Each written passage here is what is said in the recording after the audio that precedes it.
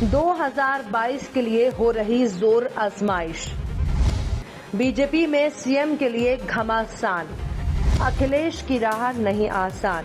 बसपा को तिलक तराजू से हुआ प्यार। कांग्रेस के लिए प्रियंका ने भरी हुंकार। कौन दे रहा है टक्कर, किसे आ रहे हैं चक्कर। जनता का क्या है संदेश, किसे मिलेगा जनादेश। चुनाव के बाद जनता की कोई नहीं सुनता, चुनाव से पहले जनता की सुनो विधायक जी। केंद्र व प्रदेश में डबल इंजन यानी दोनों जगह भाजपा की सरकार है। जहां 3 तलाक, कश्मीर में धारा 370 पर निर्णय सराहनीय रहे, लेकिन पेट्रोल डीजल के दाम, कच्चे तेलों के सस्ते होने के बावजूद बढ़ना, रसोई गैस को लगातार महंगा करना, सरसों का तेल, रिफाइंड की बेकाबू कीमतों ने आम आदमी की कमर तोड़ कर रख दी है। सरकारी नौकरी वालों पर असर नहीं हुआ, लेकिन व्यापारी वर्ग और मजदूर बुरी तरह बर्बाद हुआ। महंगाई पर ना तो केंद्र सरकार लगाम लगा रही है और ना ही राज्य सरकार राहत दे रही है। सरकार वैक्सीनेशन पर बढ़ते खर्च को महंगाई का प्रमुख कारण मानती है, तो जनता के मन में ये सवाल है कि बजट में वैक्सीनेशन के लिए भारी भरकम रकम और पीएम केयर फंड का पैसा आखिर कहां गया। आम जनता की जेब पर हर कदम पर डाका को मजदूर की 5 किलो राशन से भरपाई कैसे कर पाएगी सरकार। न्यूज नेटवर्क 24 की टीम समाज के सभी वर्गों से सरकार के कामकाज पर उनके विचार ले रही है। इसी बीच टीम ने व्यापारियों से बात की है। आइए देखते हैं कानपुर के व्यापारियों के मन में क्या है। लेकिन आगे बढ़ने से पहले हमारे चैनल को सब्सक्राइब कीजिए और अपने कमेंट से अपना समर्थन दीजिए। 2014 से केंद्र सरकार में भारतीय जनता पार्टी ने बहुमत से सरकार बनाई, सिर्फ अच्छे दिन का वादा कर दी। अब ये अच्छे दिन के कार्यकाल में कई सारी चीजें भाजपा सरकार लाई, जैसे 370 हटना, ट्रिपल तलाक, कई और मुद्दों पे इन्होंने चुनावी वादे किए थे जिसको पूरा तो किया, लेकिन उस मुद्दों के हिसाब से क्या जनता पे असर पड़ा, क्या व्यापारियों पे असर पड़ा, इसकी कवरेज के लिए न्यूज नेटवर्क 24 की टीम आज नवस्था उद्योग व्यापार मंडल के बीच में है। आइए इनसे बात करते हैं कि भाजपा सरकार में लाए गए सभी फैसले से क्या ये सहमत हैं या असहमत हैं। आपका नाम? जो अभी भाजपा सरकार 2014 के बाद से जीएसटी लाई है, नोटबंदी लाई है, इसके बारे में आपका फायदा रहा? नोटबंदी उससे फायदा हुआ, जीएसटी उससे फायदा हुआ, नुकसान क्या है? नोटबंदी में कई जो बुजुर्ग हैं उन्होंने दम तोड़ दिया, कई लोग जो गरीब हैं वो लाइन में लगे रहे, बहुत परेशानी हुई उनको, लेकिन फायदा तो किसी जनता को वैसे नहीं दिखा। नुकसान क्या रहा? भाई लाइन में लगेगा देश को आगे बढ़ाने के लिए, कभी कभी लाइन लगता है। जियो का सिम आया था, कितने लोग लाइन में लगे थे, सिम ही आया था ना। तो नोटबंदी देश के लिए है, अच्छा है। तो नोटबंदी के फायदे कुछ बताएं। बहुत फायदा, जो ब्लैक मनी थी बाहर आ गई। तो क्या ब्लैक मनी में असर पड़ा? बहुत असर पड़ा।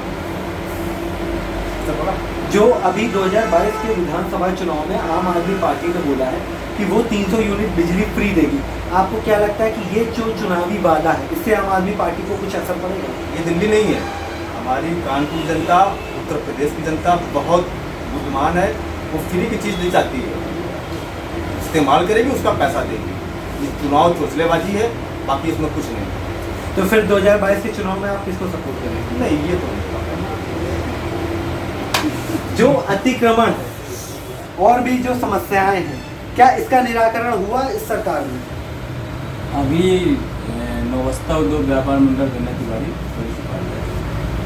नवस्था की सबसे बड़ी समस्या जाम की और अतिक्रमण की। सबसे बड़ी दिक्कत यहाँ व्यापारियों को हो जाती है कि यहाँ 7 साढ़े 7 बजे से जाम लग जाता है और ट्रकों की भरमार लग जाती है। उसके कारण व्यापारी क्या कहते हैं, उनका कस्टमर जो है यहाँ से सीधा कर रही है उधर चला जाएगा। तो हम लोग ये मांग है कि हम लोग क्या कहते हैं, डीसीपी आता है उनसे मिलकर क्या कहते हैं, यहाँ की जो 8 बजे 9 बजे के बाद उनका ट्रकों का आना है और हम लोग के अभी व्यापार सुचारू रूप से चल सके, ये एक मांग है। और अतिक्रमण की भी एक मांग है कि जो अतिक्रमण लोग बहुत ज़्यादा अधिक फैलाए हुए हैं, इसको भी कम करें। जो नवस्था में अतिक्रमण था, इसके बारे में आप क्या कहेंगे? अतिक्रमण के लिए सरकार ने ठीक काम किए हैं। कानपुर शहर में सभी जगह हटाया है। कानपुर क्या उत्तर प्रदेश में तो भरमार आई अतिक्रमण हटाने की। जितने दमंगों द्वारा कब्जे थे वो सारे हटाए हैं। अभी थोड़ा सा इसकी समस्या है अपने नवस्था व्यापार मंडल में तो हमें लगता है कि योगी जी का और हमारे विधायक जी का या हमारे सांसद जी का उनका ध्यान अभी इधर मार्केट की तरफ होगा, काम होगा, इसमें निश्चितता आएगी, पक्का होगा। भाजपा के कार्यकाल में कोई एक ऐसा फैसला जिससे आप पूर्णतः संतुष्ट हो? अगर व्यापारियों की बात करें तो संतुष्ट नहीं है, बाकी आम जनता के लिए तो सरकार ने ठीक काम किया। तो व्यापारी की किन मांगों को सरकार नहीं सुन रही है? व्यापारियों के लिए जैसे जो कपड़ा व्यापारी हैं उनके लिए जो टैक्स 5% था उसको अभी तत्काल प्रभाव में बता रहे हैं 12% कर दिया जाएगा। व्यापारी के पास कपड़ा इकट्ठा है पहले से, वो अपने कम दामों में अब वो 18% GST 12% GST के साथ कैसे बेचेगा, इसमें कैसे उसको लाभ देगा? तो क्या ये बातें आपने सरकार तक पहुंचाई है? बिल्कुल, हमारा व्यापार मंडल इस बात के लिए कह रहा है। और दूसरी चीज़ है, एक व्यापारियों की सबसे अहम समस्या ये है कि जो ऑनलाइन शॉपिंग है इस पर सरकार को कुछ ना कुछ सोचना चाहिए, क्योंकि छोटा व्यापारी और जो अपने गली मोहल्ले के छोटे छोटे व्यापारी हैं जो हम लोग व्यापार कर रहे हैं, ये सब बर्बाद हो चुके हैं ऑनलाइन की वजह से। ये है मेन समस्या। उत्तर प्रदेश के चुनाव के बाद महंगाई के बारे में आप क्या कहेंगे? ज़्यादा बढ़ी है, कुछ कहने को नहीं आता है। भाजपा सरकार में महंगाई इतनी, पेट्रोल इतने रेट बढ़ गए और चीज़ों के रेट बढ़ गए, GST तो मारे डाल ही दीजिए, तो वैसे भी महंगाई बहुत बढ़ गई। GST से व्यापारियों में क्या असर पड़ा? बहुत बड़ा व्यापार में असर पड़ा। 12% टैक्स किसी लग के आया, पहले पार्टी ने लगाया, कंपनी ने, फिर माल आया व्यापारी पर, उसने लगा दिया, फिर हमने लगा दिया, तो 3 लगी GST, कस्टमर पर मार पड़ गई। तो महंगाई का कहीं ना कहीं एक असर GST का भी एक रूप है, बहुत बड़ा रूप है, बहुत बड़ा रूप। अभी 12% जाए तो और दिक्कत आएगी। तो सरकार से आप क्या चाहते हैं? GST कम करें, GST 5% रखें, 12% रखें। उत्तर प्रदेश सरकार में भाजपा की जिसको सरकार में प्रचंड बहुमत से आई है, क्या आप इसके कार्यकाल से संतुष्ट हैं? हाँ, लगभग सर। कोई एक ऐसा फैसला जो आपको लगे कि ये भाजपा सरकार को नहीं लेना चाहिए?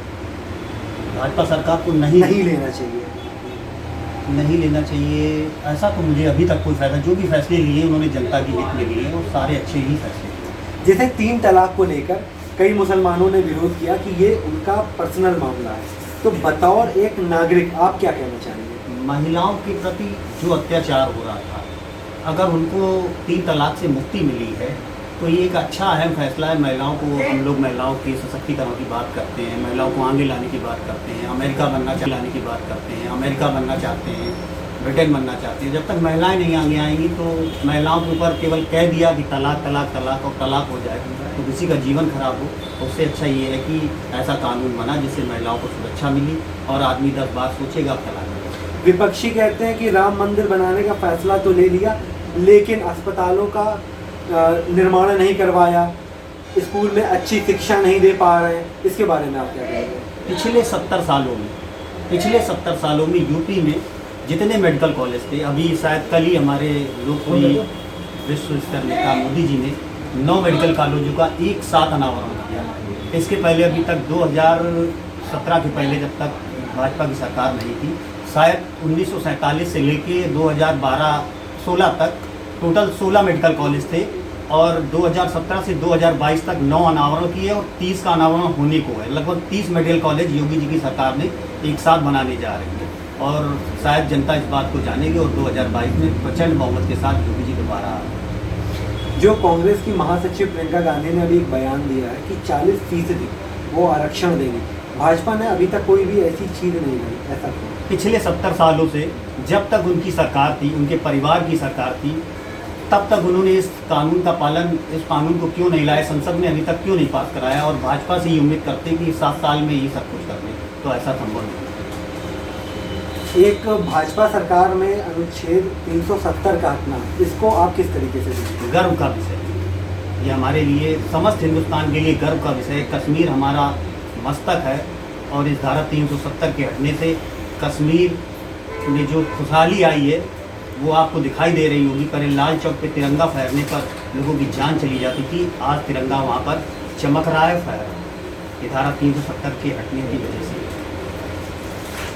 व्यापारी हितों की बात करने वाली भाजपा सरकार अगर GST और नोटबंदी से अपने व्यापारी को संतुष्ट कर पाई है तो ये उसके लिए एक बड़ी उपलब्धि है। कैमरामैन तनिष्क शर्मा के साथ आदित्य सिंह, न्यूज़।